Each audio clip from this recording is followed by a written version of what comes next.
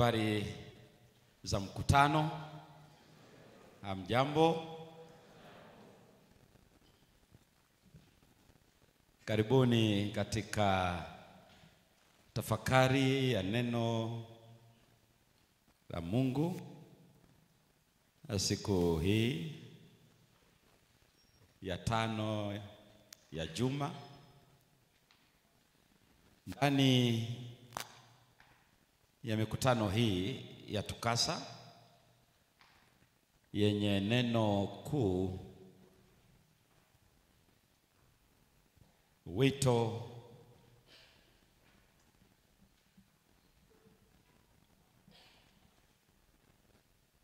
ili neno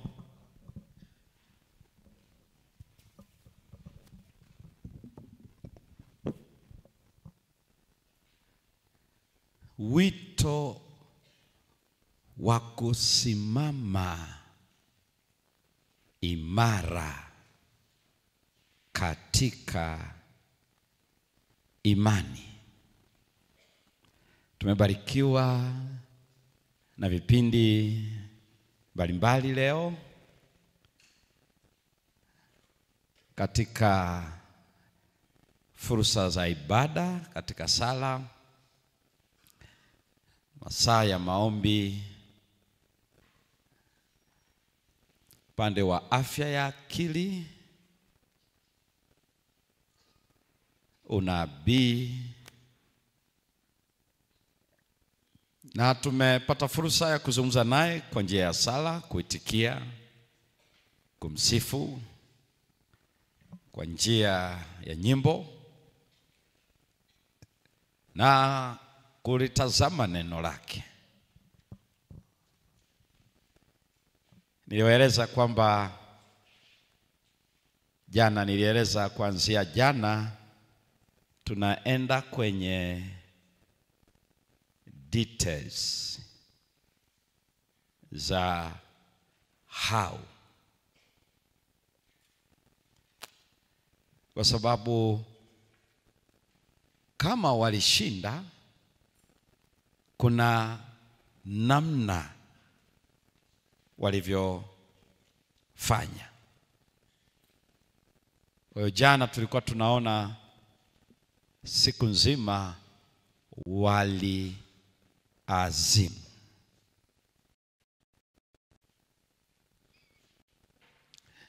Leo baada ya kuona jana kwa nini waliazimu, tulikuwa tunaangalia dhambi ni nini mpaka wafanye maamuzi hayo, na nini maana ya kuazimu.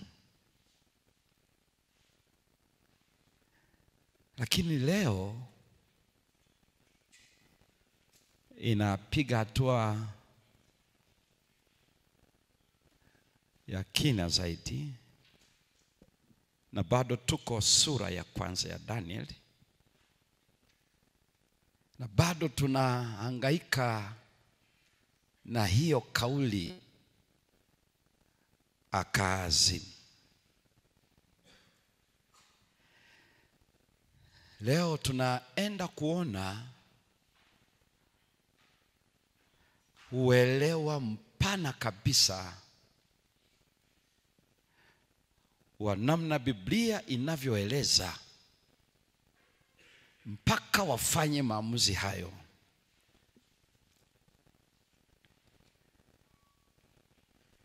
Na hivyo nawakaribisheni katika somo linalosema a call to test the faith. Wito wa kujaribu imani. Hii ndio inakuwa jambo hatari kabisa kwangu na kwako, lakini ni jambo ambalo lazima litendeke. Imani lazima ijaribiwe. Na kwa upande wa leo ni wewe na mimi ndio tunakuwa kwenye position ya kuijaribu. Siitumie kama haijajaribiwa.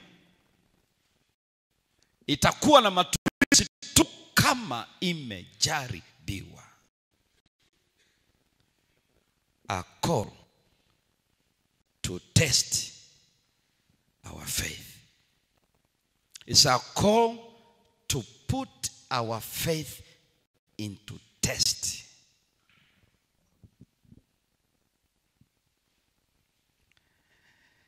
Tuombe. Mungu wetu wa mbinguni, fungua fahamu zetu ili tupokee neema hii wakati huu, kwa sababu ni wakati wako kusema nasi, na utujalie kuitikia sawa sawa na mapenzi yako, kwa jina la Yesu, amina.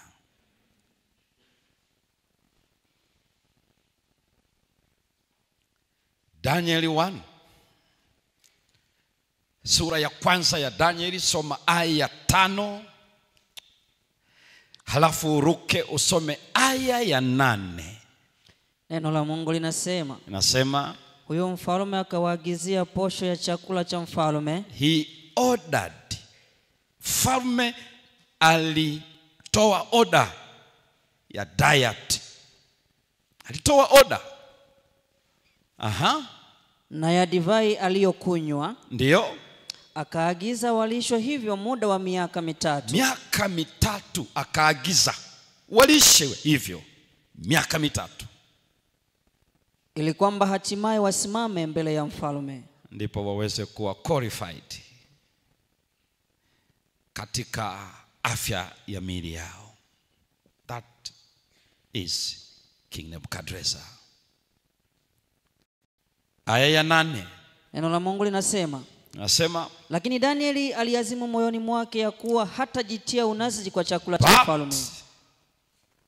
But the king ordered Daniel, Meshach, Shadrach and Abednego. They are popular names ambayo hawajawahi kuyatumia hawa vijana. Jioni, Danieli, Anania, Mishael na Azalia, but wakaazimu moyoni not to do what? To defile themselves. Wakaazimu hawatajitia na unajisi kwa chakula cha nani? Cha mfalme.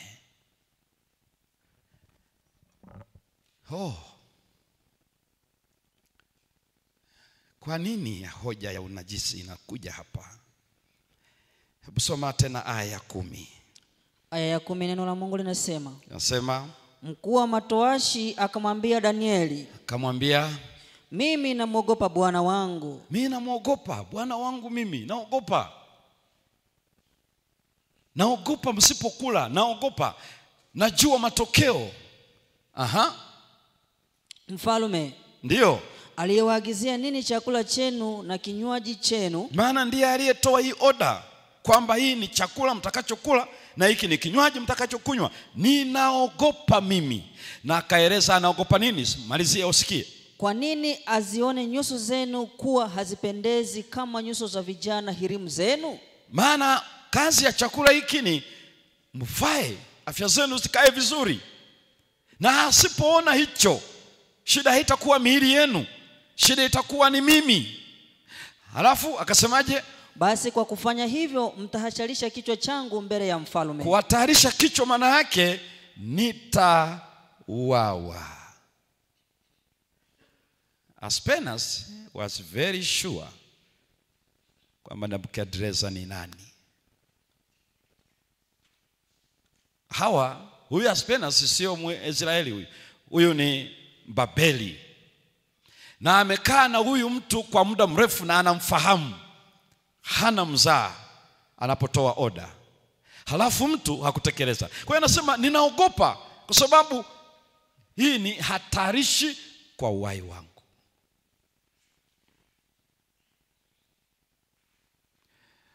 Daniel alipoona hivyo akajua you mean it kabisa. Sasa kwa nini alisema vile? Rudi tena ile aya ya 8. Kwa sababu Daniel alikuwa very specific na wenzake watatu. Very specific wakati wanamwambia Aspenas. Hebu soma usikie. Aya ya 8, neno la Mungu linasema. Nasema, lakini Danieli aliazimu moyoni mwake ya kuwa hatajitia unajisi kwa chakula cha mfalme wala kwa divai aliyokunywa. Ndio. Basi akamwomba yule mkuu wa matowashi ampe ruhusa asijitie unajisi. Alipokuwa anaomba kwa huyu towashi ruhusa, hakusema miili yetu sisi ina matatizo ya aina ya chakula, hatupate usingizi, mwili una react, una allergy. No. Alisema hatunaomba tusile kwa sababu tukila tunanajisika. Sasa ninafundisha ujue nini maana ya kunajisika. Ndio maana Aspenas anasema ninaogopa mimi. Daniel alipresent a religious issue kwa huyu Aspenas, issue ya kiroho ndio aliyoileta. The only reason why not eating and drinking from the king's table. Yani hajasema bwana miili yetu sisi huwa ina shida na vyakula hivi. Sikiliza Aspenas, sisi kwa dini yetu, uhusiano wetu na Mungu, hatutakula.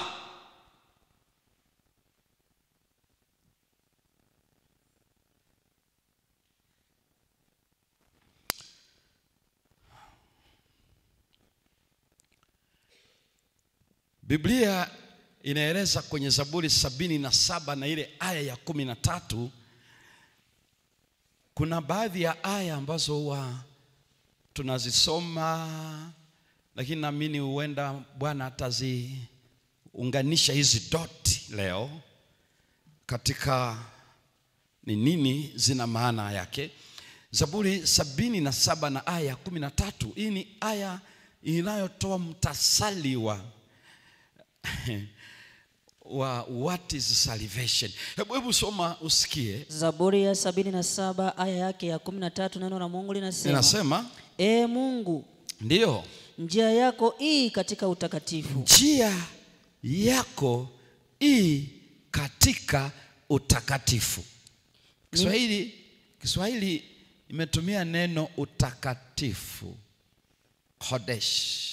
That's the Hebrew word. Lakini haizungumzi hasa utakatifu, ile inazungumzia sanctuary. Ndio maana kama una English versions ukaona wametumia neno sanctuary, not holiness.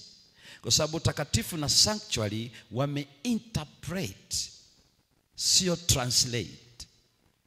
Translation wangeweka hii katika patakatifu, lakini wameinterpret kwa sababu patakatifu panaleta utakatifu. Kwa hiyo wakati wao Kiswahili wametumia neno utakatifu kwa sababu wametoa maana, interpretation, badala ya kufanya translation, kufasili. Na sisemi wamekosea, kwa sababu kuna wakati wana interpret badala ya kutranslate katika version mbalimbali, na sio tu Kiswahili, hata katika lugha za Kiingereza na zingine. Wanajikuta kuwa badala ya kuwa tafsiri wanakuwa interpreters. Na hiyo ni kazi sio rahisi. Unajua, wakati fulani kama mko hapa, mko wawili ama watatu, mnafundisha ama mnahubiri, ama mmoja anafundisha kwa lugha hii, mwingine anapeleka kwa lugha hii, wakati fulani unasikiliza, unamuona mtafsiri anahama kwenye kutafsiri, anakuwa kwenye kuinterpret. Mfano akisema labda hapa amesimama ni wa kike ndiye anahubiri, afu mimi na tafsiri, akasema niliolewa mwaka, anasema mimi na mume wangu, I and my husband. Sasa huyu ambaye anaye tafsiri ni mwanamume. Sasa yeye anaama kutafsiri, anakwenda kuinterpret. Anasema saa nyingine anasema yeye na mke wake na mume wake. Hapo hujatafsiri. Kwa sababu wewe hapa sio mtu mwingine, wewe hapa ni yeye. Ndio maana yake unachofanya, unageuza kwenye lugha hii. Sasa unaposema yeye, unajiondoa kuwa yeye. Yaani unasema yeye na mume wake. Kama unatafsiri utasema mimi na mume wangu. Come on. Unaweza unafikiri ni kazi rahisi kutafsiri? Saa nyingine unaona mtu anahama, anatoka kwenye utafsiri. Nilipokuwa mtoto nilikuwa mkorofi, alipokuwa mtoto alikuwa mkorofi. Hapo hujatafsiri. Wewe hapa upasi kuonekana. Ni kwa sababu tu hatuna room na teknolojia. Huyu mtafsiri asingelipaswa kuwa hapa, alipaswa kuwa kwenye room huko ndani. Ila kwa sababu na yeye yuko hapa, anafikiri na yeye ni mhubiri, ni mtafsiri.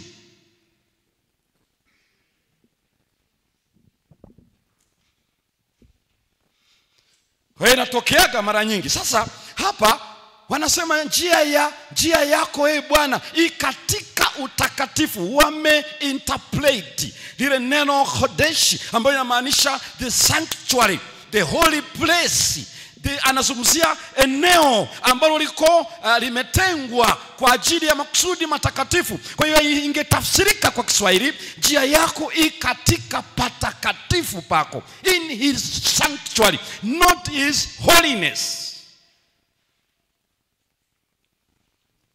Kwa nini? The way of the Lord is in his sanctuary. Kwa nini njia ya Bwana katika patakatifu? Na unajua anachokisema pale mtungaji na mwimbaji wa wimbo anasema, do you want to reach God? Go into the sanctuary. Then you can meet him. There is no any other place where you can meet him. Find God in his sanctuary. Ndio njia ya Bwana hiyo, iko katika patakatifu pake. Na ndio maana nasikia Yesu anasema mimi ndimi njia, kweli na uzima. Kwa nini anasema yeye ndiye njia? Why? Unapozungumzia patakatifu, na mchungaji Nasibu amezungumzia, kuna watu ambao wanasema hakuna patakatifu mbinguni. Wafuga minyoo.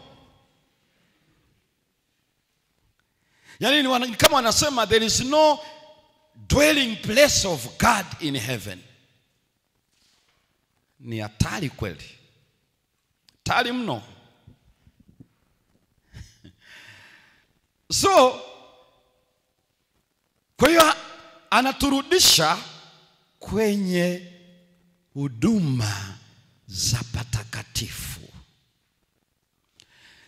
Katika vile vitabu vitano alivyoandika Musa vya Torati, ukiacha kile cha kwanza alichoandika akiwa anachunga bado kondoo, cha Ayubu. Kwa sababu Ayubu ndio kitabu cha kwanza kabisa kuandikwa katika Biblia. And that book is about the great controversy.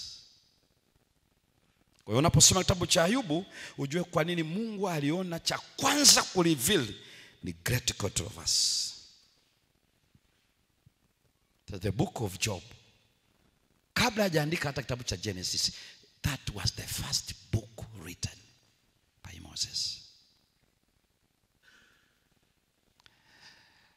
Anapoitwa sasa njiani, ndipo unaona Mungu anamuongoza kuandika Genesis to Deuteronomy, lakini hizo ndio zinaitwa Torah. Kwa nini haitaanza cha kwanza? Kwa sababu kwenye arrangement katika Hebrew Bible haiwezi kuwa upande wa Torah, inakuwa kwenye upande wa writings, Ketuvim.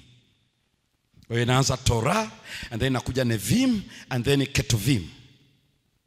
So the Torah, the prophets and the writings. Na kwa nini wamefanya hivyo? Wanafahamu vizuri tu. Kwa hiyo ni arrangement inaandikwa pale. Kwa hiyo ndio maana inapozungumzia Torah, ile ndio wanasema that is the base of God's revelation. Na ndio maana Torah, kila nabii aliyefuata ana take people's mind to the Torah. Ambia ikumbukeni Torati. Mpaka hata nabii wa mwisho nani Maraki anasema ikumbukeni Torati ya Musa. Torati. Hiyo ilikuwa ndio the foundation of God's revelation. Kwa hiyo hata nabii aliyekuja alikuwa anapimwa na Torati. What God said through the works of Moses. That was the book. Ndio maana hiyo ni Zaburi ikiwa ya kwanza, kwa sababu inakuwa kwenye vitabu vya writings.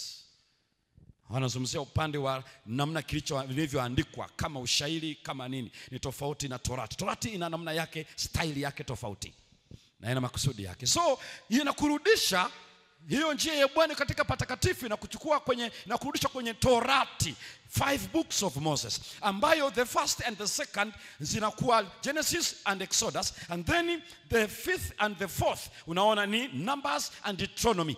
Then the center, at the center you have the book of Leviticus. Sasa sikiliza, why in the center? Leviticus ukisoma hauoni kama inahamasisha kusoma,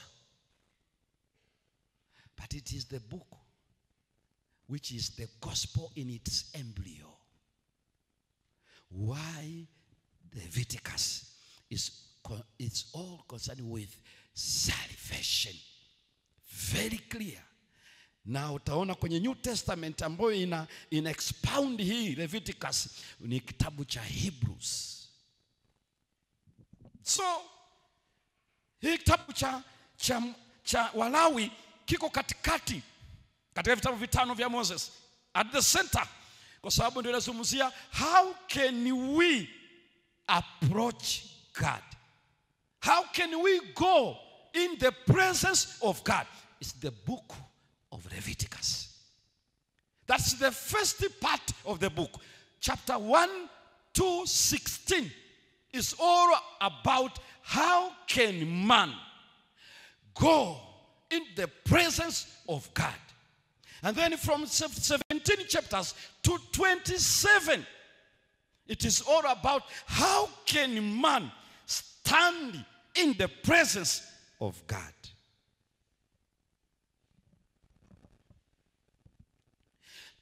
Nieleze kidogo maana yake ni nini? Maana yake ni hii. Sura ya kwanza mpaka ya 16 utakuta sacrifices, kafara. Utakuta habari ya instructions, the laws concerning defilement and sacredness and cleansing.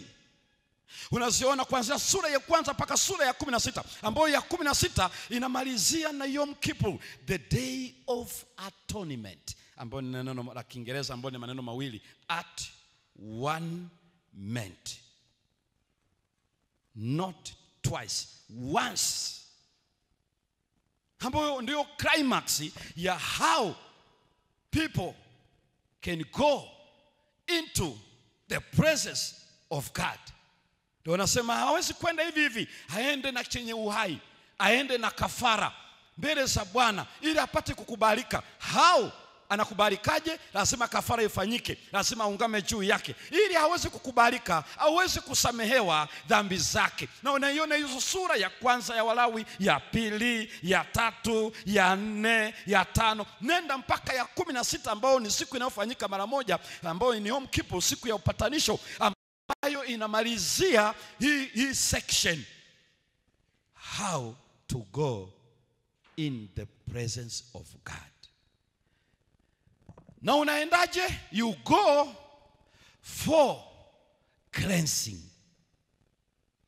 Cleansing maana yake nini? To be made holy. Unasikia?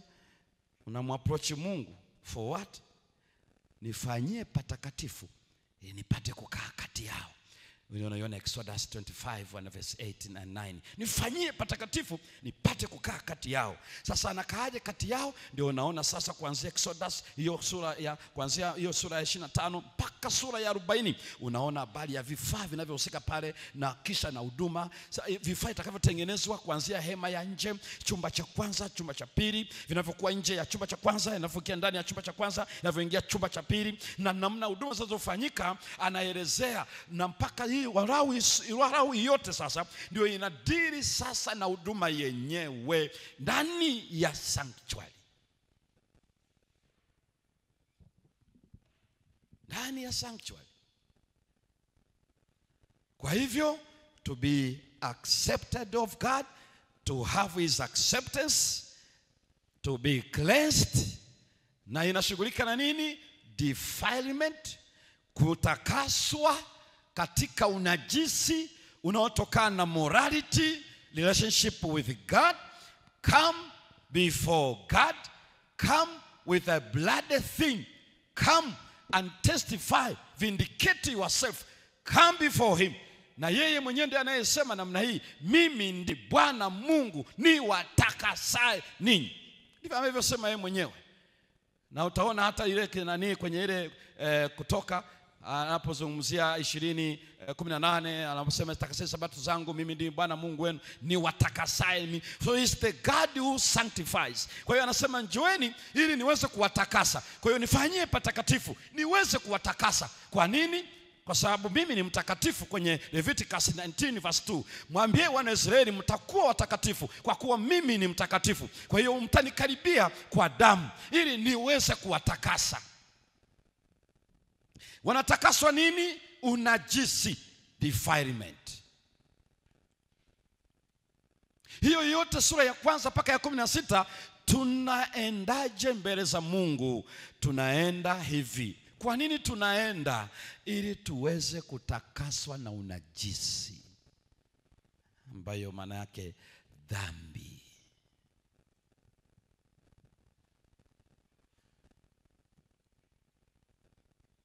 Kwa hivyo wakati hiyo inaeleza njia ya Bwana hii katika utakatifu, na Danieli anasema hatutakula kwa sababu kuna issue ya dhambi, na hatutajitia unajisi.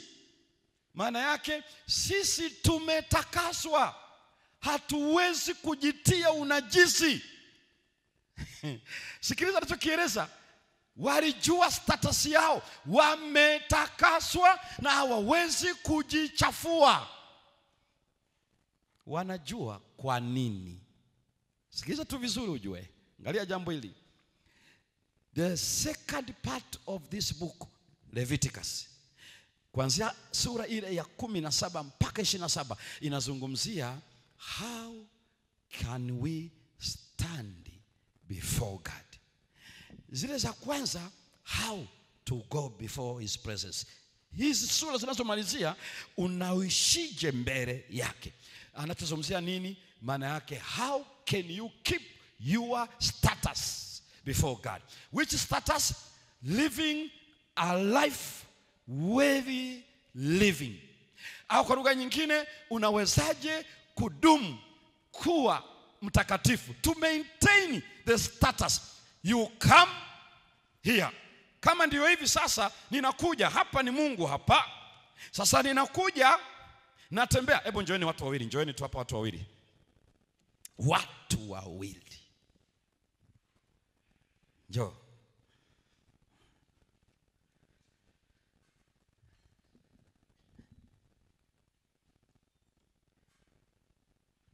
Simama.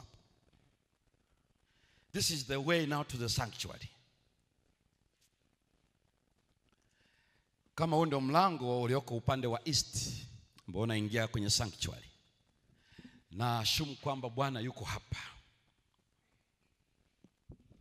na wanakuja katika huduma mbalimbali za utakaso. Kwa hiyo wanapokuja, kama wote wanarepresent sisi wote ni wa dhambi, sasa wanapokuja joeni, kwa sababu sanctuary ilikuwa inafanya kazi ya kucleanse. It's God who cleanses. Mimi ndimi ni watakasaye ninyi. Ndivyo utaangalia Old Testament ikielezea the sanctifier is God. Kwa hiyo ina maana wanapokuja sanctuary ni kwa sababu watakaswe, na wanatakaswa sio na priest, God himself. Kwa hiyo wakifika hapa, the mistake that we normally do, hapo wamefika, dhambi zao zote wameacha, zimesamehewa. Makosa tunayoyafanya ni haya. Njoo rafiki, tunatoka. Na unajua kwa nini rahisi kufikiri hivyo? Kwa sababu Israeli walipokuwa wanakuja, akishafanya ile huduma kuhani, na unajua ile damu ilikuwa inaishia kwenye madhabahu, ni damu ya kiongozi, civil leader. Ilikuwa ni mnyama yule anayewasilisha civil leader, lakini aliyekuwa akisha kiongozi, religious leader, the priest, ama alikuwa a king, ndio iliyokuwa inaingia chumba cha kwanza kwenye pazia. The rest citizens ilikuwa inaishia kwenye madhabahu. Sasa yule ndipo anakuja, anapaka mafuta kwenye paji la uso, kwenye mikono, kwenye miguu, halafu anaondoka. Sasa kwa kuwa unaona huyo anaondoka rudi nyumbani, watu unaposoma unaona kumbe unapotakaswa dhambi zako umeziweka hapo, sasa unaondoka. No, hapana. Maana yake unapotakaswa, hii maana yake unaishi mbele zake. Angalia jambo hili vizuri. Mnakumbuka alivyomwambia yule kiwete katika kile birika la kutibuliwa maji lile, kwenye ile Yohana 5 na ile aya ya 14, akasema angalia umekuwa mzima, usitende dhambi tena. Now maintain your status before me. Hiyo ndio inazungumzia kuanzia sura ya 17 hadi 27. How can you keep your status clean, clear, maintain your position? Kwa sababu umekuja, Bwana amekutakasa. Unapoenda nyumbani, usitende dhambi tena. Lakini hata ukienda kwenye Yohana sura ya 11, halafu angalia aya ya 11, ambapo Yesu anamwambia yule mwanamke, wako wapi waliokushtaki? Ambao alisema amefumaniwa katika uzinaa. Akasema hawapo hata mmoja. Yesu akasema na mimi sitakuhukumu, ila akasema enenda zako, usitende dhambi tena.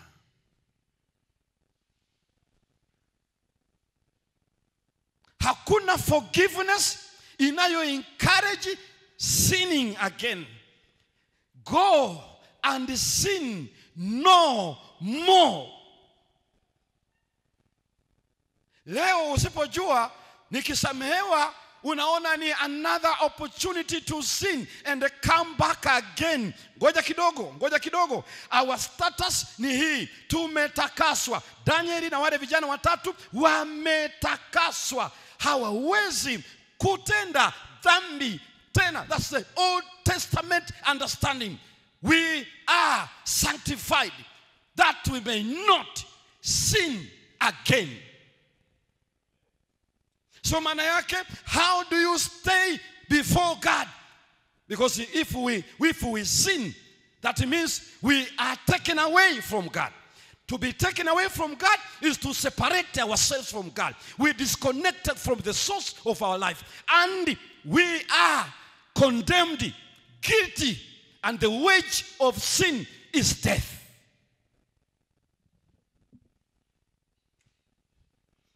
Kwa hivyo anaposema ni nini? Unaposema tunamwendea Mungu, maana yake you remain in his presence. How do you remain there? When you maintain your status.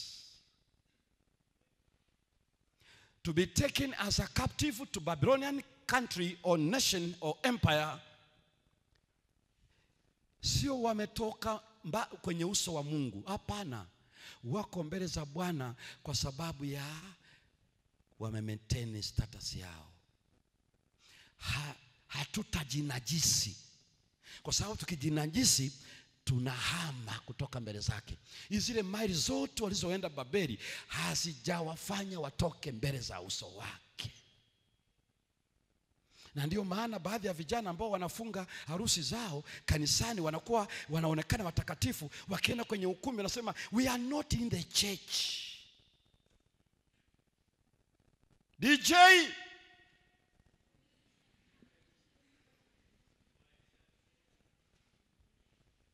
hatuko kanisani, hapa ni kujiachia.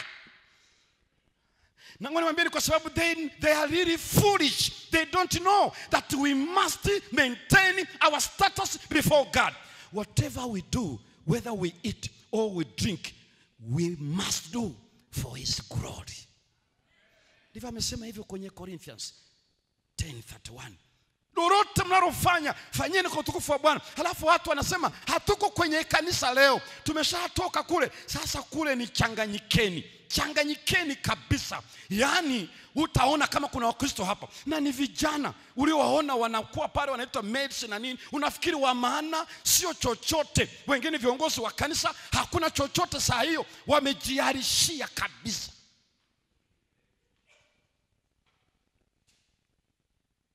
Halafu anasema leo ni kufurahi. Jana tuliangalia furaha sio hiyo. Kufanya mapenzi ya Bwana ndio furaha yetu. Hiyo sio furaha, hiyo ni uasi. Huo ni uasi, sio furaha. Eti leo ni siku yako Bwana, hata ujiachie. Ile ni siku ya Bwana au ni ya kwako? Ndoa ni ya kwako kweli? Kwa hiyo ulikuja mbele za Bwana kufanyaje? Unataka umtumie Bwana? Na ndio maana zitazidi kuharibika, kwa sababu we defile. Hazitasimama. Lazima watoe machozi ya kutosha. Uwezi ukakiki the bucket. Unajua, ngoja nieleze kitu cha pekee hapa. Mungu sio mganga wa kienyeji.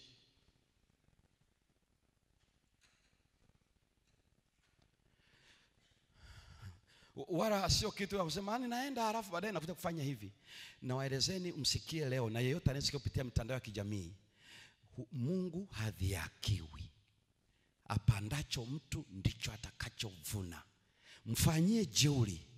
Umetembea vizuri katika uhusiano wako, umekuwa mwaminifu, umeenda mbele za Bwana, umefunga ndoa yako, Bwana ameitakasa, amefanya hiki, ameipa kibali. Halafu unatoka kule unamuondoa Bwana, unaruhusu Dagoni, unaruhusu Mariduku. Halafu watu wanacheza eti kwa jina la furaha, na wewe ni bwana harusi na wewe ni bibi harusi, eti umevaa suti, uko ndani ya shera. Watu wanachafua Mungu wako kiasi hicho. Why don't you go out?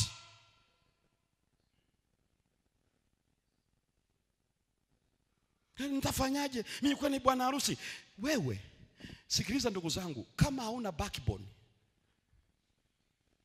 uwezo ukaruhusu baba yako anakuchafulia Mungu yani imani yako inachafua kiasi, na wewe upo tu unasema nitafanyaje? Ita MC, mwambie hatukubaliana namna hii.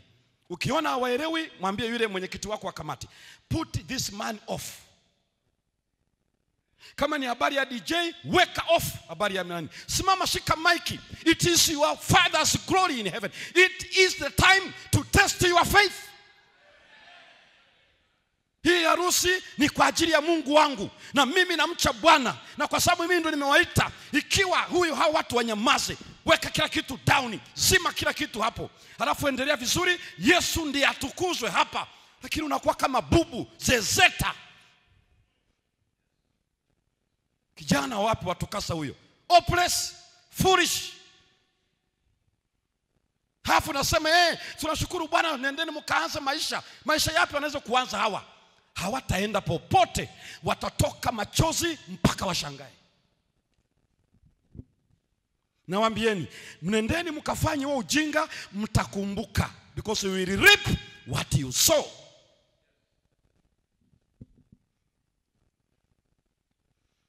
Nenda mfanye, ila ujue utavuna tu. Lazima uvune. Na usiniambie mbona hata wachungaji. Sikiliza, hili ni swala la kwako na Mungu wako. Maana uweze kujua hata wachungaji wanavyovuna walichopanda. This has to cut across. Sin is contagious. We know our position is very dangerous. When we sin, we live a fake example and we meet down. That's why ndio maana hofu inakuwa nyingi. Na hiyo ndio vituko hivyo. Nawaambieni, tuko hapa Iringa, Dodoma, Dar es Salaam na wapi, ndio maana harusi zetu za kishetani hujawahi weza kuona. Ujinga kabisa. Hatuwezi kutoka kabla jua lijazama. Lazima twende mpaka usiku wa manane. Hafu na unasema mnatukasa. A call to stand firm in faith. Hili sio kibwagizo.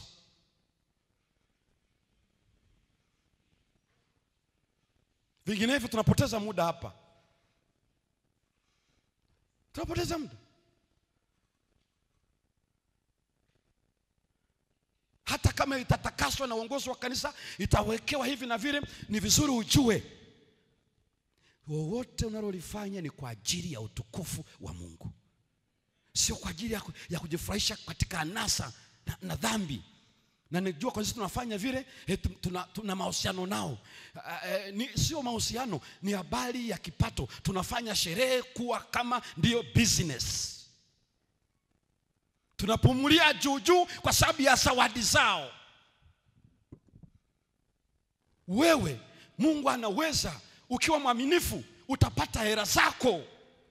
Sio za hawa wanaotaka kuharibu jina la Bwana Mungu wako. Kama ni zawadi zao, acha warudi nazo. Wewe utapata ya kwako. Ukiona waelewe, chukua bibi harusi wako, mwambie natoka kidogo hapa, na msindikiza. Hita dereva, ingia ndani ya gari. Waache waendelee wajinga hawa. Hawa sema, umetufanyia vibaya, umetuaibisha. Afadhali ni waibishe ninyi kuliko jina la Mungu wangu. You have a right answer to tell them.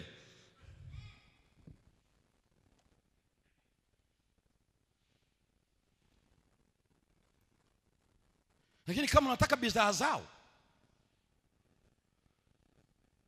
ndio maana unataka upande hama na hauna hata basikeli. Ndio maana muone kanisa la muhimu leo mpaka mwende kwenye ukumbi. Lakini mkifa wanamtaka mleto kanisani.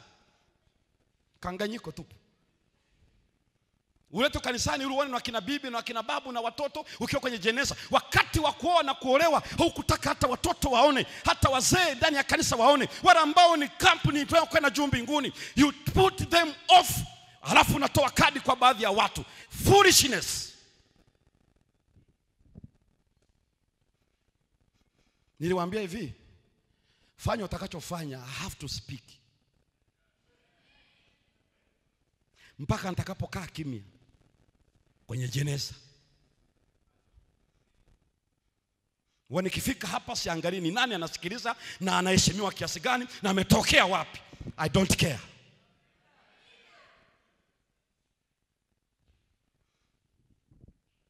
Kwa sababu nisipozungumza itakula kwangu. I know, very clear.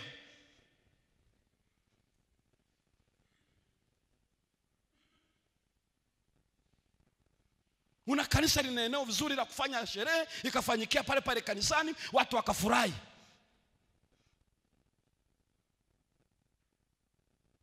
Lakini leo sherehe ni kipato.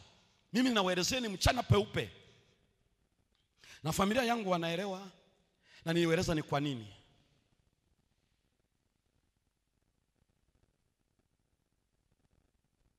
Na sisi ndio wa kuwaeleza watu waweze kujua. So we start in the presence of God and then we quit from the presence of God. Daniel anasema hatutatoka mbele za Bwana. Sisi tumetakaswa, tuko mbele za Bwana. Hatuwezi kudefile. We are in Babylon, but we are not in Babylon. We are in the presence of God. We cannot defile. Ndio maana wale ambao wanaacha kula hiki na kile kwa sababu ya afya njema, the message of health reform is not about good health, it's about spiritual life. Unasikiza vizuri? Yaani mtu anaposema Danieli alikula tu mtama. By the way, ile neno ile Hebrew word inamaanisha a seed bearing plant. Inaweza kuwa vitu vinavyotokana na mbegu. Kwa nasema tujaribu sisi kwa hiki. Maana yake nini wanafanya? Usije ukafikiri kwamba inaleta afya. Huwezi kujeopardize your health within 10 days. Nisikilize vizuri. Unaweza misunderstood Daniel na wenzake. Huwezi ukaboresha afya kwa siku 10. Nitawaeleza sasa hivi mchana uweze kuelewa. The issue was not about his health for 10 days. No. Na anatoa kitu cha ajabu sana. Ngoja utaeleza kidogo hapo. Kwa hiyo tunapokuwa tumekuja mbele za Bwana, tunabaki kwake. Tuko ndani ya basi, tuko kwa pamoja na yeye. Sio unasafiri umekodolea pita move za kwenye mabasi mure, halafu ukifika Songea na mshukuru Mungu nimefika salama. Hujafika salama.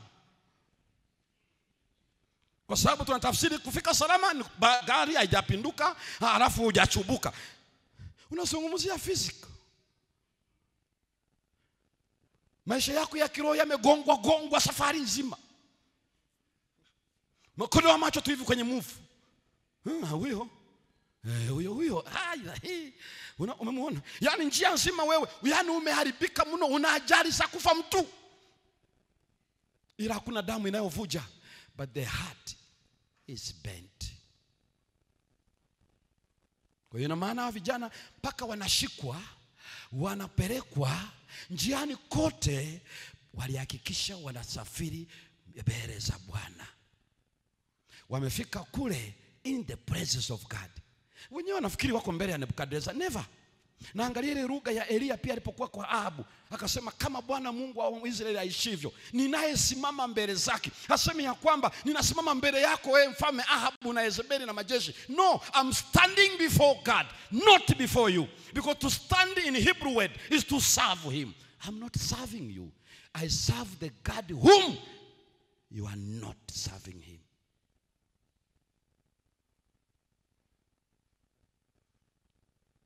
And I have chosen to serve God, not leaders of this world, not leaders of this church.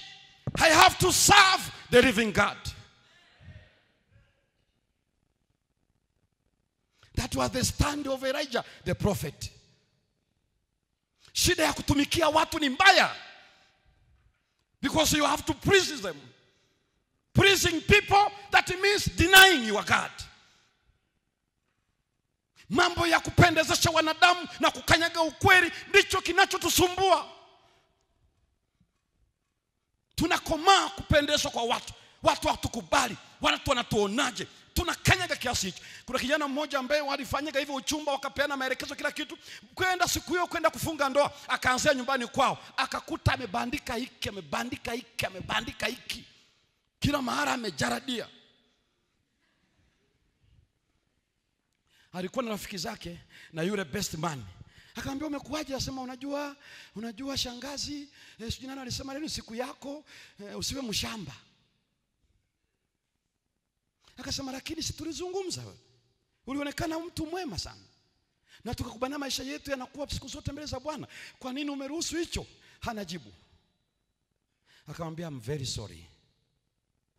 Kwa muda wowote leo ilikuwa ni siku yetu ya kuunganishwa na Mungu, ila nimeheshimu uchaguzi wako. Endelea na ratiba nyingine, hakuna ndoa.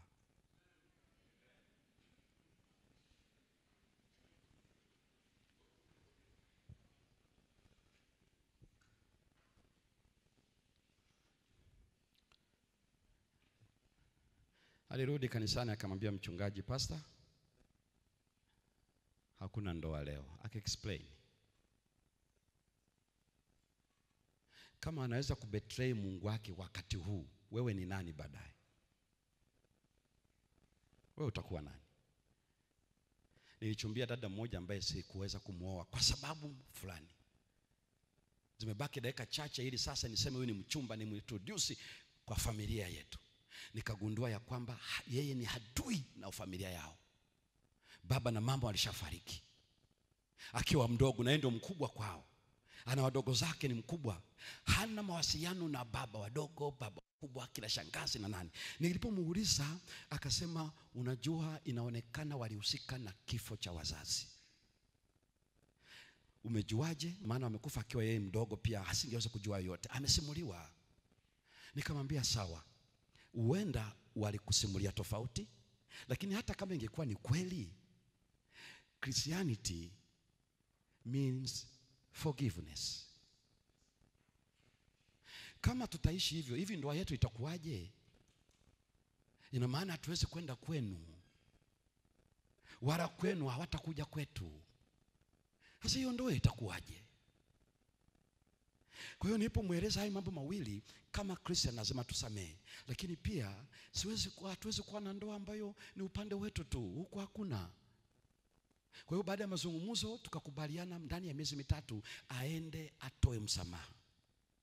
Akakubali. By then nilikuwa Morogoro miaka 90 na kitu.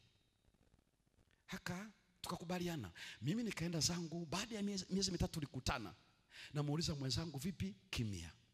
Ulifanikiwa kwenda? Quiet. Labda kuna mpango zaidi ya hapo? Haelezi.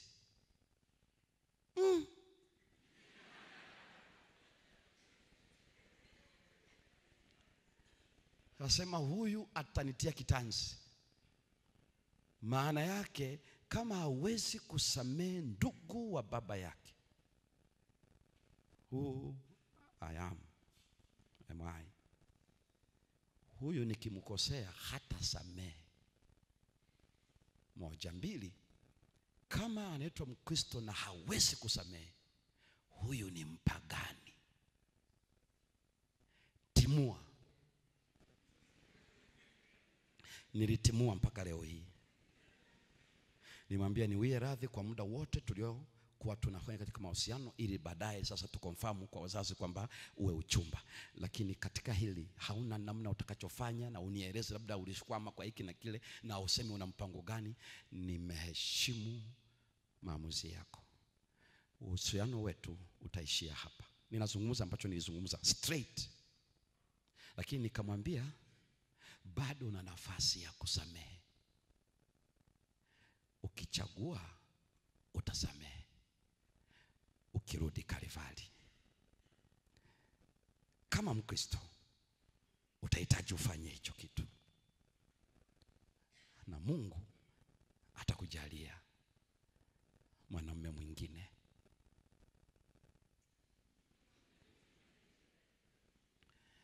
Baada ya miaka 4 nilikuja kusikia ameolewa na si Mwadventista. Usiandamine signals.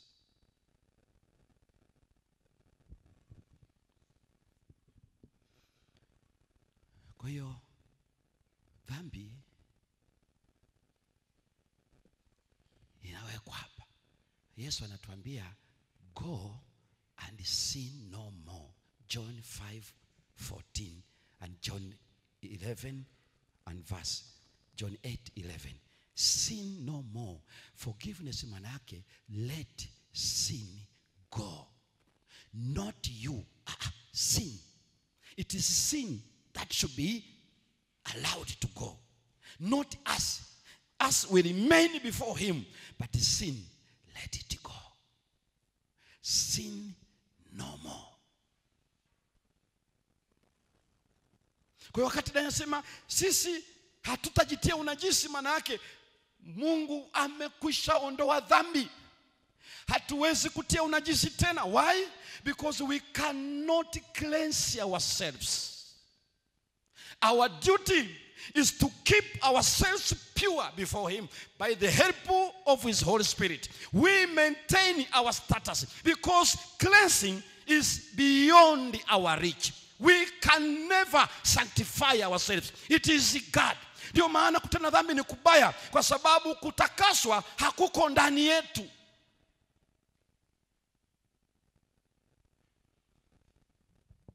Ndio maana anaeleza juu ya jambo hili. Anaeleza, so to come to God is to have forgiveness. Now forgiveness means let sin go, not us. It is sin.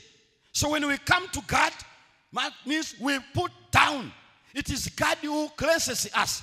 That means he forgets kwa maana ya kwamba anatoa mbele za uso wake dhambi, lakini sisi tunabaki mbele za uso wake.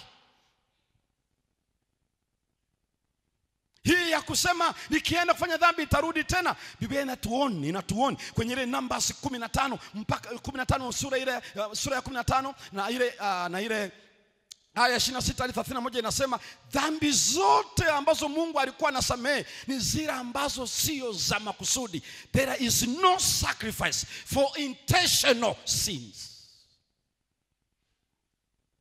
Hiyo ni Numbers 15 mstari wa 26 mpaka 31. Intentional sin, willful sin, dhambi za kupanga, dhambi za kuplani, dhambi za makusudi. In the Old Testament hapa kuwepo na kafara.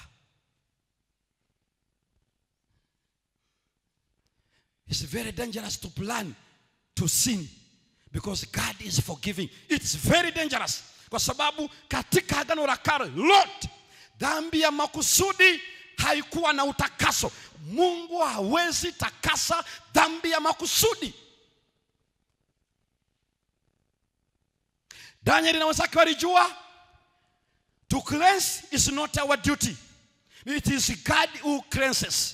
Kwa hiyo tukijinajisi maana yake ni kusema tuna uwezo wa kujisafisha. Wewe ni mtoto na mimi ni mtoto. Siwezi kucheza na tope. Mama anasema mtoto usicheze na tope, maana anajua huwezi kujiogesha. Ni yeye ndiye anayeweza kutuogesha.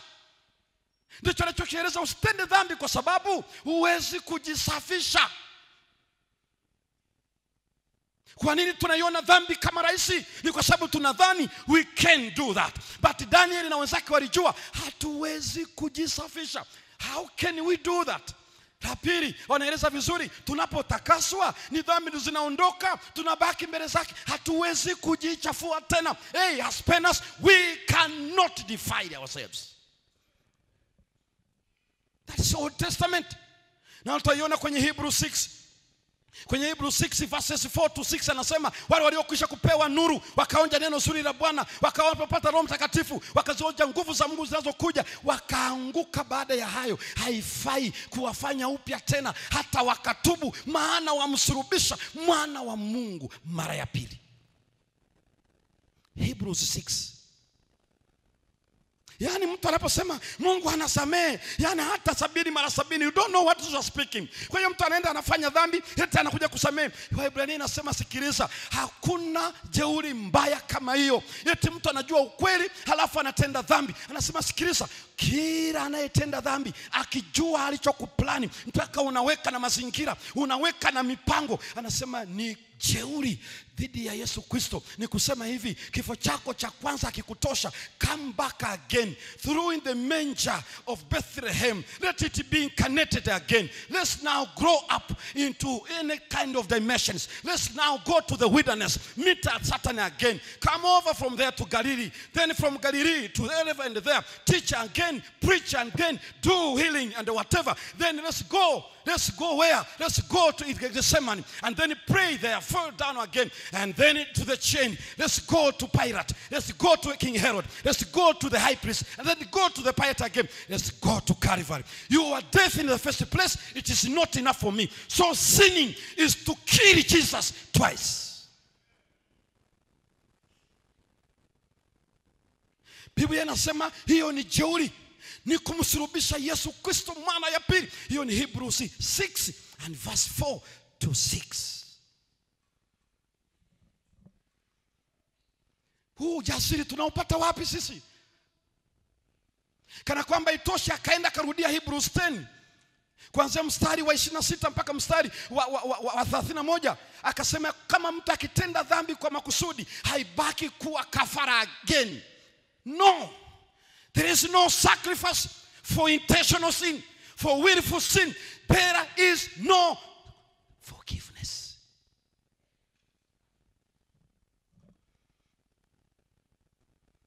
Badala yake anasemaje? Ni jambo la kutisha. Aya 31, mtu kuanguka katika mikono ya Mungu is a terrible thing.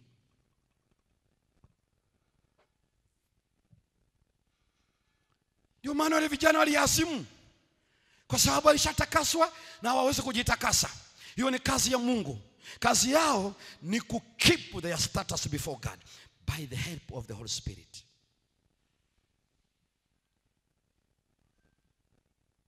Huu mzaa tunasema tunaenda kwa Bwana, tunatoka tunatenda dhambi, tunarudi tena, ndio tunadhani ndio yenyewe.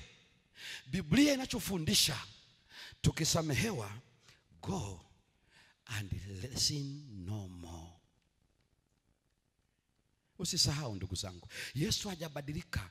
Kama alimwambia yule kiwete hivyo na akamwambia yule Mariamu namna hiyo, anamaanisha hivyo hivyo.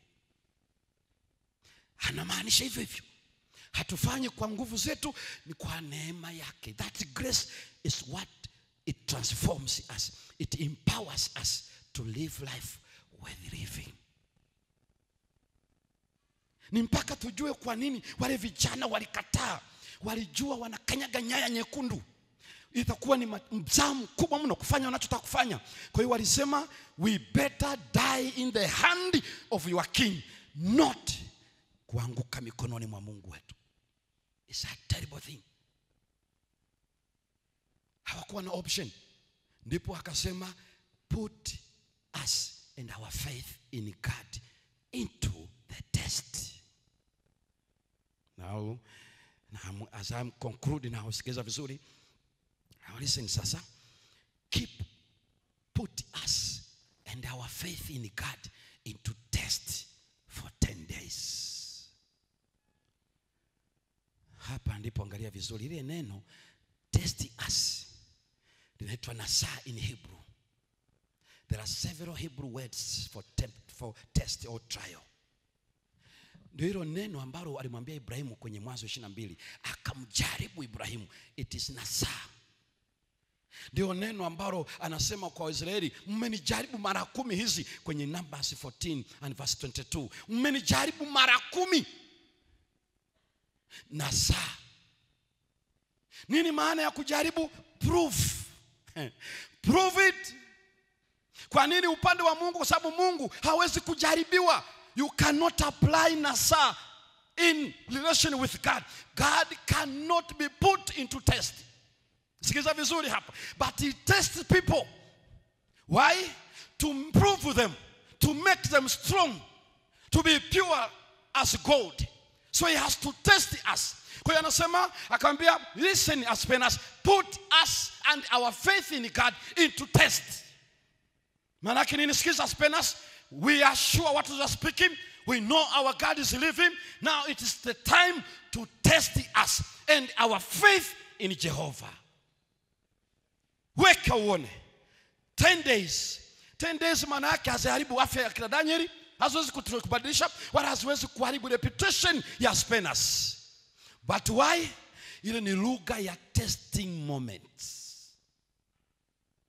Ndio maana unaona 10 what? Plagues in the land of Egypt. Ngoja kidogo, subiri. Ndio unaona unapoenda yale mapigo kwenye Revelation 16. Why number 10? Why? Ndio unaona hapa anasema Numbers 14:22 anasema mmenijaribu mara 10. Why 10 times? Ile ni language of comparisons. When you try things, sio kwamba atakuwa ameshanenepa, lakini the issue was not the working of the food in them. The issue was the working of faith in God. So they were now challenging themselves and their faith to Aspenas. This ourselves, we put ourselves in test and our faith in God. Leta hiyo kitu. Sasa tukueleza ya kwamba we know what we are speaking. Put ourselves and our faith into test. This is the call. The call to stand is to test ourselves. When we are in a corner, things are not going smoothly, don't cry.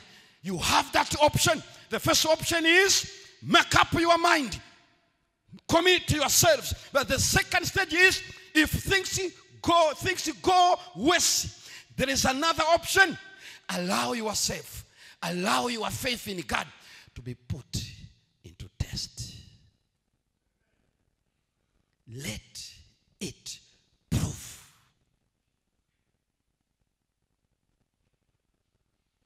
That is the stage where we don't want to go. Ikifika hapo mitihani ni siku ya Sabato na kwamba nini, you see, be clear. Narudia, ujumbe wa afya sio swala la afya ya mwili. Ili uishi miaka mingi hutatoboa 80. Wale wote wanaofanya matengenezo ya lishe kwa agenda ya kuishi miaka mingi wanatwanga maji kwenye kinu. That is not the message. Kwa sababu issue ya afya inahusu habari ya spiritual.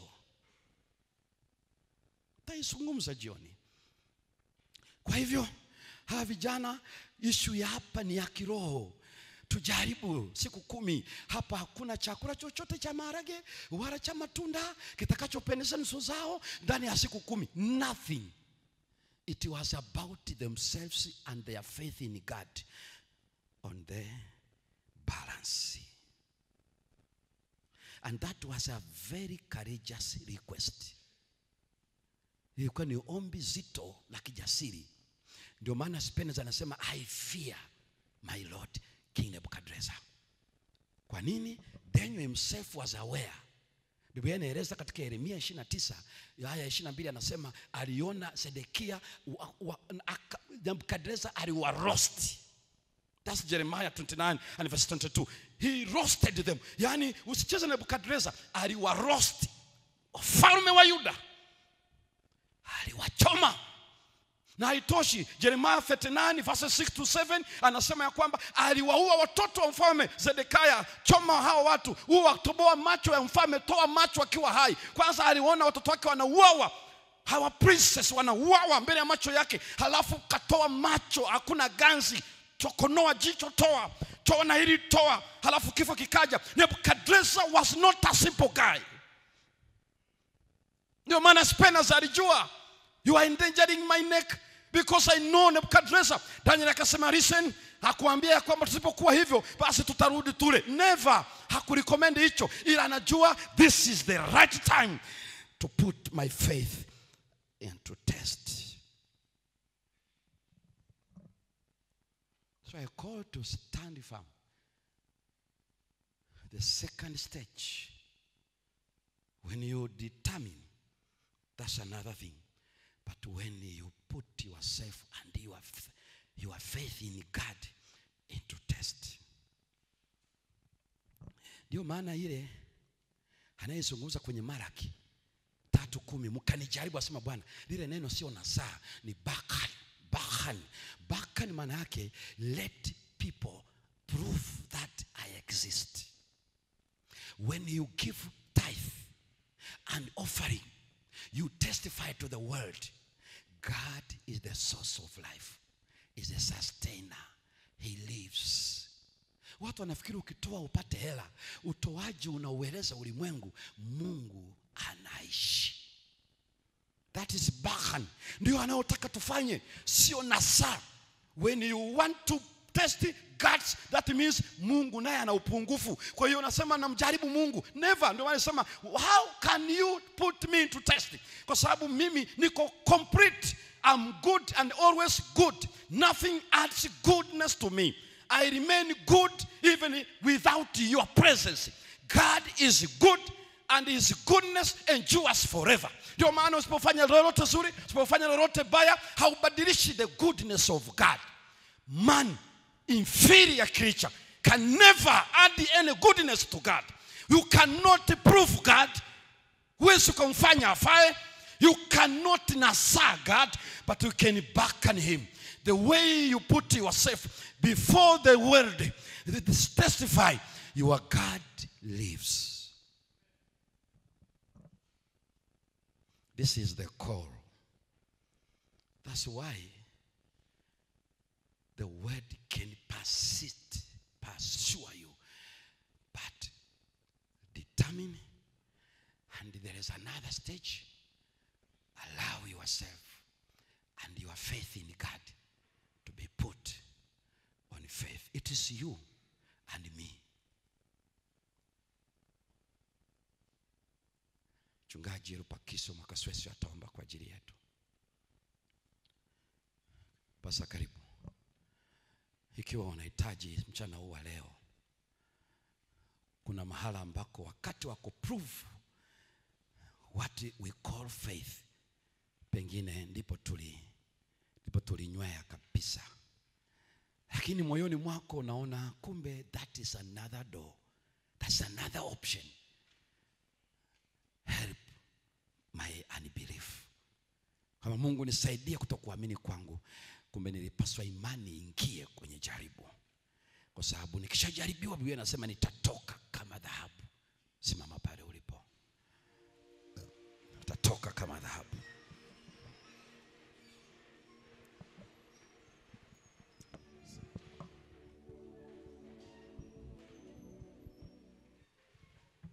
Tuombe. Mungu na Baba yetu uliye juu mbinguni, tuna sababu nyingi za kutosha kulishukuru jina lako, kwa sababu wewe ndiye Mungu muweza, Mungu wa milele, Mungu wa kizazi chote. Hata tumesimama leo ni kwa sababu ya uwezo wako. Asante Mungu wetu kwa kuruhusu maisha yetu kusikia tena habari hizi kwa mara ya pili. Tunashukuru Mungu wetu kwa sababu siku zote kabla hujamwangamiza mwanadamu unatuma kwanza ujumbe. Tunaomba Yesu, maneno haya ambayo mtumishi wako amezungumza nasi, maneno ambayo yanatuongoza kusimama imara, maneno ambayo yanatuongoza ushindi wa dhambi, maneno ambayo yanatuongoza kusimama imara kukutetea wewe hata katika changamoto yoyote, maneno ambayo yanatufundisha kwamba dhambi ni mbaya. Bwana, umesikika sana katika masikio yetu na katika mioyo yetu. Asante kwa kumtumia mtumishi wako ambaye umempatia neno lako, amelizungumza tukilisikiliza. Sasa Yesu, umbariki mtumishi wako. Bado mna siku chache mbele yetu atazungumza nasi. Tunaomba utusamehe pale ambapo tumekwenda kinyume cha mapenzi yako, pale ambapo tulidhani kwamba dhambi iko mara mbili, kumbe dhambi mara moja, na Yesu Kristo amekufa na dhambi imefutwa milele. Maisha ya mwanadamu yamejikuta yakiingia katika dhambi mara kwa mara, tukidhani kwamba mwanzo wa dhambi moja ni mwanzo wa dhambi nyingine, na hii imedumaza maisha yetu ya Ukristo, tukabakia vile vile. Yesu, tumekuja kwako kwa namna ya pekee. Tunaomba utuinulie uso wako na kutusamehe. Mchana huu tunapokwenda katika mapumziko, tupatie tafakari ya ndani na tukatoe maisha yetu kwako. Kwa jina la Yesu Kristo.